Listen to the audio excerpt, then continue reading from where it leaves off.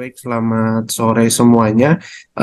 Ada Mhm. dua pertanyaan sih. Pertanyaan pertama ini kan evaluasi organisasi jadi agile ya, dan dari pembahasannya juga lebih ke arah struktur hierarki yang berbentuk pohon dijadiin agile yang berbentuk network gitu ya.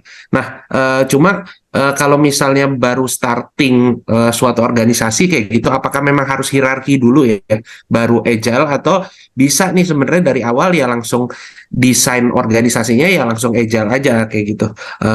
Itu sih, itu satu. Terus yang kedua, tadi yang Raci saya nggak nangkep yang tiba-tiba kita bisa tahu ini kelebihan atau kekurangan kayak gitu. Pas perhitungan lumayan nangkep. Terus kita tahunya mana yang kelebihan mana yang kekurangan setelah dihitung tuh dari mana kayak gitu.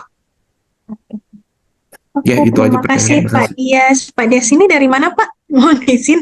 Aku umum, maksudnya sekarang sih unemployed kayak gitu. Oh, oke, siap.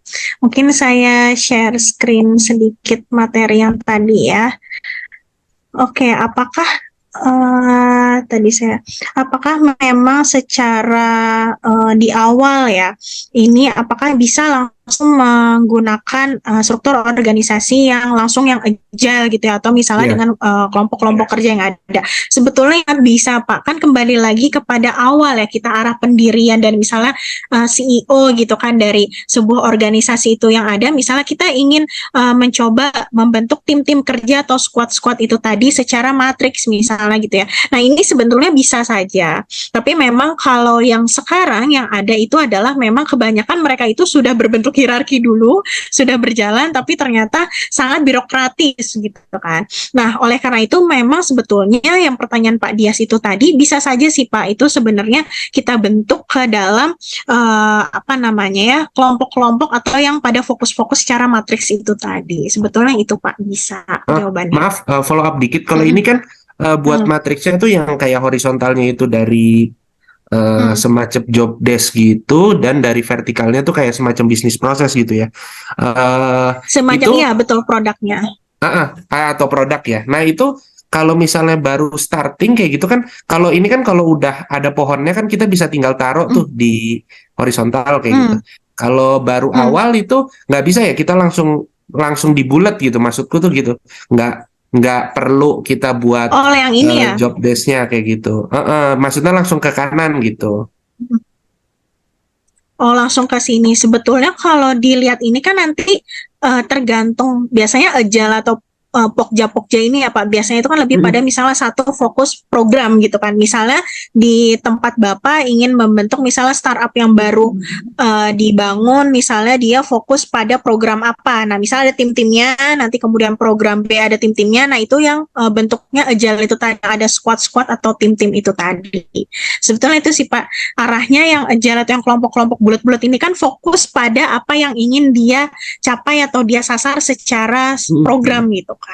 Mm-mm. Gitu. Jadi kembali lagi sih ke Mm-mm. kebutuhan Nah, gitu. jadi Jadi memang kalau kalau misalnya maksudnya Bapak baru building tuh lebih ke arah tetap ada tim-timnya tuh harus tetap ada gitu ya. Dan ya nanti itu ada sebenarnya lebih baik. pokja-pokjanya juga ada kayak gitu ya. Iya, betul. Betul. Hmm. Jadi nanti misalnya di Pokja itu ada tim, misalnya di marketing atau misalnya di apa. Jadi kan kita lebih geraknya lebih enak ya, pembagian apa namanya porsi. Misalnya kalau di Kementerian itu anggaran atau misalnya keuangannya Hmm. juga lebih fokus Hmm. pada oke, kita fokus pada startup yang ini, fokus yang ini dulu. Kemudian yang jadi pembagian sumber daya anggarannya juga lebih fokus pada hal yang ingin kita capai itu tadi Oh iya gitu iya sih. iya. Oh, nangkap-nangkap. Iya iya iya.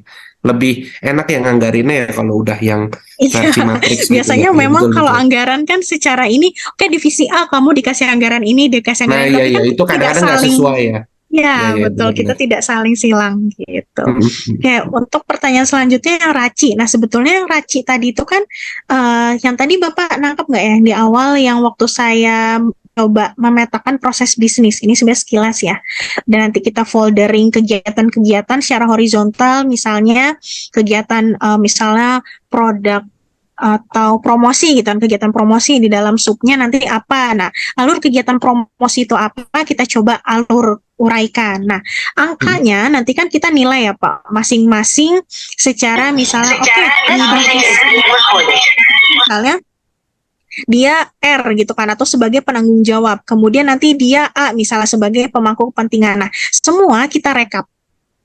Nah, kita hitung dalam satu gambar ini katakanlah oh si pemimpin dapat nilai A1. Oh, si divisi saya atau bagian saya dapat nilai R2 misalnya. Nah, itu kita rekap. Jadi memang keseluruhan dari jumlah ini, jumlah peta lintas fungsi, misalnya katakanlah ada 100 peta lintas fungsi yang ada, dari 100 itu misalnya divisi A itu hanya ada 4 ternyata R-nya. Atau divisi C hanya ada 1 gitu kan, atau misalnya ada yang 50 gitu, hampir sebagian besar dari proses bisnis kita dilakukan di divisi tertentu gitu kan. Nah, nanti secara responsibel, kenapa yang dihitung responsibel? Karena responsibel itu kembali lagi ke definisi adalah unit yang penanggung jawab dari rangkaian proses. Jadi katakanlah dia panitia nih Pak, dia panitia, ternyata panitianya banyak banget gitu kan dari keseluruhan proses bisnisnya telah dipetakan. Nah, setelah kita menghitung R-nya ini, nanti kita coba sandingkan secara analisis RACI. Jadi, min dari responsibelnya di blok gitu kan, berapa misalnya nilainya misal ketemu nilai mediannya 5, standar deviasinya berapa, nilai max misalnya dari sini misalnya nilai R keseluruhan max-nya 13, misalnya katakanlah nanti ada yang 50, nanti kan akan berubah ya Pak. Secara matematis tergantung kondisi organisasi masing-masing. Maaf, Jadi ada saya nilai nggak batas. ngertinya yang mulai slide ini sebenarnya. Tadi dapatnya itu ini. gimana ya? Ini pakai rumus Pak, rumus misalnya rumus min, ini nanti pakai Excel bisa. Itu yang sama di min dengan itu nanti nih R-nya, lintas divisi nilai R-nya. atau Satu ini Pak, satu secara satu organisasi. oh iya. Jadi semua, jadi di organisasi Bapak misalnya ya, Bapak sudah memetakan nih ada divisi apa, semua dalam satu organisasi dia kan punya nilai yang beda-beda. Yang tadi kita lihat kan, ini misalnya bentuknya. Nah, setelah itu dari sini dihitung nilai mediannya berapa, standar deviasinya berapa, nilai maksimalnya berapa, minimalnya pun berapa. Nah, itu yang menjadi batas kita, Pak. Apakah memang dia masuk batas bawah atau batas atas gitu. Oh ya, nangkep. Sudah terbayang. Tapi ya gitu. saya tadi mikirnya ada standarnya, kayak misalnya R itu harus 3 gitu, nggak boleh. Kan kalau ini kan kalau dari rata-rata, kalau rata-ratanya 10 ya berarti bagusnya 10 gitu, dengan ngikutin satu standar deviasi misalnya gitu ya. Iya, betul. Jadi nanti nilai batas bawah itu, nilai batas atas itu adalah standar deviasi nanti dijumlah gitu kan dengan median. Nah, ini biasanya tergantung organisasinya Pak. Ada yang memang dia mengawal katakanlah 10 kegiatan itu masih di batas. Kalau kita belajar statistika ya Pak, misalnya saya gambarkan misalnya kurva. Ini kurva saya terlihat nggak ya Mbak Nisa? Kelihatan. Nah, misalnya di sini ada titik, misalnya di sini batas paling bawahnya kita berapa, di sini ada max-nya, kemudian ada yang paling banyak kan dia melakukan apa. Nah, batas maksimal atau batas minimal inilah yang kita coba tentukan ini Pak, batas bawah, batas atas. Jadi kalau ada divisi yang ternyata dia abnormal istilahnya gitu ya, abnormal dari kurva sebaran normal, dia katakanlah di garis ini, atau ada yang garis ini, berarti kan dia harus kita coba adjust mendekati sebaran normal. Gitu. Jadi kalau secara statistika lebih begitu. ke arah pemerataan RACI ya, bukan standarisasi ya, kayak gitu ya. Jadi yang penting rata antar divisi ya. Iya, betul. Jadi nanti rata antar divisi kita coba bisa adjust bahwa memang sudah rata nih semuanya. Nanti kalau misalnya ada pembagian apa yang tadi jadi tim pokja tertentu tuh memang rata gitu kan. Dari secara pembagiannya juga nggak ada yang berat sebelah gitu sih Pak. Baik, jadi udah. Statistika tergantung. Iya, gitu. Baik, makasih Mbak. Oke, makasih Pak sudah menjawab ya Pak Dias. Sudah. Makasih. Oke, terima kasih Pak Dias. Oke, selanjutnya pertanyaan selanjutnya dari Bapak dan Ibu. Ada yang ingin bertanya pada Mbak Ita?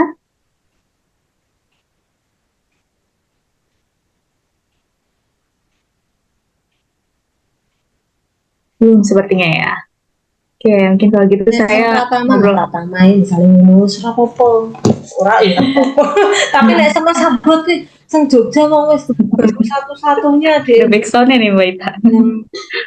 Oke, gitu saya mungkin ngobrol-ngobrol dulu nih sama Kaita nih sambil Boleh, menunggu boleh. pertanyaan dari Bapak dan Ibu yang lain.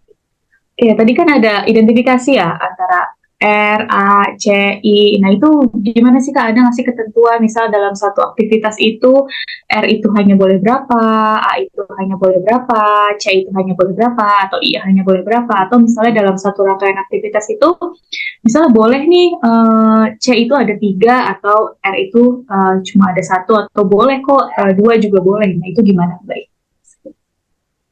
Oke, aku menjawabnya sambil share screen ya, Mbak Nisa, supaya lebih terbayang. Oke.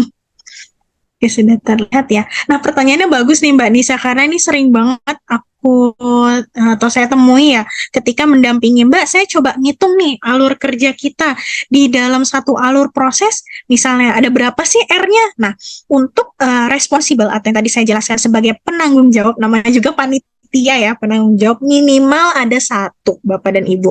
Jadi misal katakanlah di dalam ini, oh saya tuh panitia nggak sendiri Mbak dalam melaksanakan kegiatan rekrutmen, katakanlah misalnya saya dengan divisi lain. Nah, saya dan divisi lain itu sebagai panitia itu bisa nilainya R, jadi R-nya bisa 2. Nah, intinya tergantung setiap aktivitas itu tadi. Nah, kemudian untuk konsult, untuk inform, ini sebetulnya sifatnya kalau katakanlah mubah ya, atau boleh, sebenarnya dia boleh ada dan boleh tidak. Jadi tergantung prosesnya. Misalnya dia hanya ada panitia dan penanggung jawabnya saja, boleh.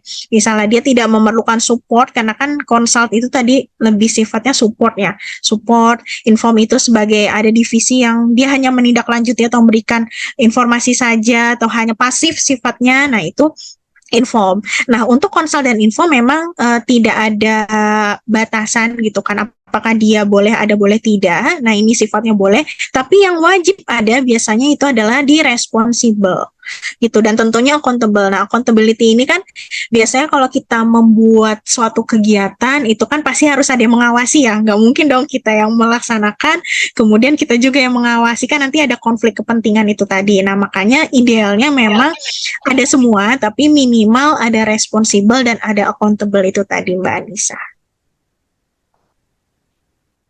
Oke, jadi memang yang inti itu adalah ternyata R dan A gitu ya Mbak Ita ya? Ya. Oke, sisanya mungkin dia bisa sebagai konsult yang memberikan saran seperti itu. Oke, baik. Bapak dan Ibu ada yang ingin bertanya?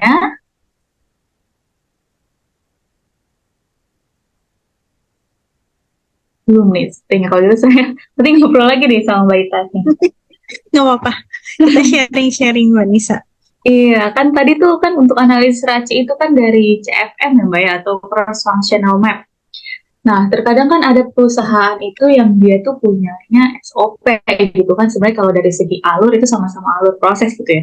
Nah, boleh nggak sih Mbak Ita kalau kita analisis RACI itu dari SOP? Oke, jawabannya sebenarnya boleh ya Mbak Nisa. Pasti banyak banget Bapak dan Ibu kurang familiar ya dengan proses bisnis. Biasanya kita belum ada Mbak alur proses bisnisnya, kita adanya SOP-nya yang ada.